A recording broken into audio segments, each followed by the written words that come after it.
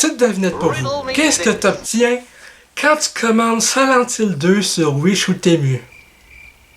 Return to Silent Hill. Mr. Flamengo, Flamengo, Mr. Flamengo, que tout le monde connaît Flamengo, Flamengo, Mr. Flamengo, go. Bonjour tout le monde, ici Michael, ou Mr. Flamingo si vous préférez, et bienvenue pour cette nouvelle vidéo. Vendredi, le 23 janvier dernier, sortait au cinéma en Amérique du Nord le film d'horreur Return to Silent Hill. Je sais pas si c'est meilleur ou pire que les deux premiers, mais c'est clairement pas un chef-d'œuvre. Comment décrire ce retour à Silent Hill? Réalisé par Christophe Gans, le gars qui a réalisé Solo 2006, c'est une adaptation, si je peux dire, pas très fidèle à l'œuvre originale. Pourquoi je dis pas très fidèle? Parce qu'il y a tellement de liberté par rapport à James et Marie qu'ils étaient l'un et l'autre que, et bien sûr par rapport à la fin du film et aux motivations, si je peux dire, ou tout simplement tellement de changements au lore de Silent Hill 2 que je me demande vraiment si les scénaristes du film sont des fans ou non de la licence. Et là, je vous le dis tout de suite, cette vidéo va contenir un peu de spoiler, rien de bien grave, mais il faut vraiment que je compare avec vous le jeu Silent Hill 2 et le lore du jeu versus ce film et les changements qu'ils apportent. Premièrement, dans Silent Hill 2, James, au début du jeu, il dit clairement: ça fait 3 ans que Marie est morte de cette foutue maladie. A dead person can't write a letter. Mary died of that damn disease 3 years ago. Mary died of that damn disease 3 years ago. Donc, par maladie, il doit sûrement dire cancer, ou en tout cas maladie dégénérative. Mais ici, quand il reçoit la lettre de la Silent Hill, à ce moment-là du film, on n'a aucune idée de Marie si elle est encore vivante ou non. Un autre truc aussi dans le film qui vient diminuer... Lady. Et un autre truc aussi dans le film qui vient diminuer l'impact... Hey, arrête! Et un autre truc aussi dans le film qui vient diminuer, si je peux dire, l'impact de leur relation, c'est que dans le film, ils sont pas mariés. C'était juste copains-copines qui vivaient ensemble un certain temps. Donc, direct en partant, t'as directement des spots émotionnels qui manquent pour approfondir le récit et les motivations de James. Je parlerai pas du fait que les acteurs ont aucune ressemblance avec les personnages qu'ils sont censés jouer.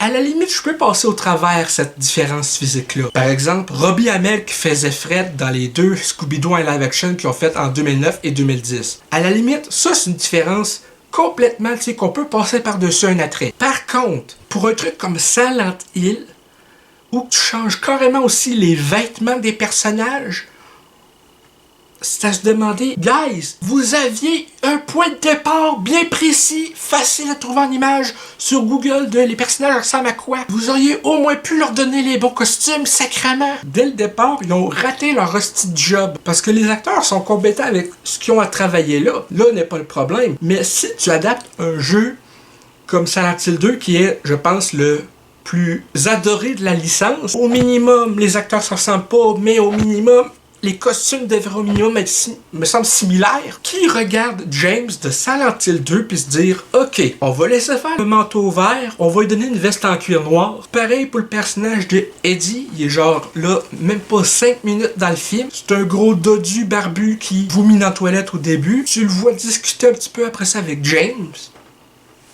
Puis après ça, il s'en va. Tu le revois plus du film. Je veux bien croire que Eddie, c'est pas un personnage hyper important dans le lore, mais dans l'histoire de Silent Hill 2, il y avait quand même un petit rôle récurrent.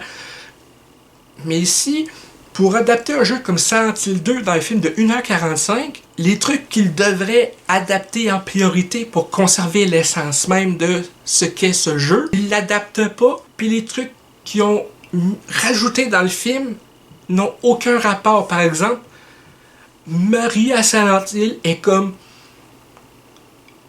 empoisonné par un culte. Ce culte-là a aucun crise de rapport. Dans le lore, elle tombe malade. Donc, t'enlèves des moments qui sont beaucoup plus importants pour explorer le lore, explorer les personnages, même si c'est ceux qu'on voit pas beaucoup, pour finalement nous emmener quelque chose qui a aucun crise de rapport avec l'intrigue et le lore fort Et si vous pensiez que les effets spéciaux des 2 premiers films c'était de la merde, ça s'est pas amélioré. Je sais pas c'est quoi le budget de ce film. Peu importe le budget, les effets spéciaux sont risibles. Donc, outre les trucs dans le lore qui sont aussi librement gardés ou librement jetés ou librement changés, t'as en plus de ça aussi le fait que, justement, comme dès le début, c'est pas clair du tout si Marie est vivante ou non, donc ça t'enlève ce suspense-là de se dire t'as reçu une lettre, mais la personne est supposément morte. Donc, il y a clairement de quoi que les scénaristes ont loupé. C'est tous les moments clés du jeu, du lore qui resserre ces personnages-là, mais c'est tous des trucs qui sont soit ignorés, bâclés ou diminués. C'est triste à dire, mais Retour à Silent Hill, c'est un 2 flamants sur 5. Donc, ça va être tout pour cette vidéo critique de Retour à Silent Hill. J'espère que ça vous a plu.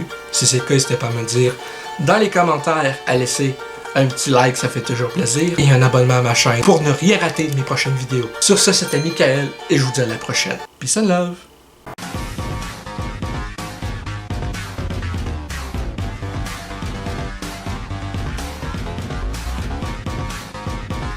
Hey le grand, c'est quoi que t'attends pour t'abonner, sacrément?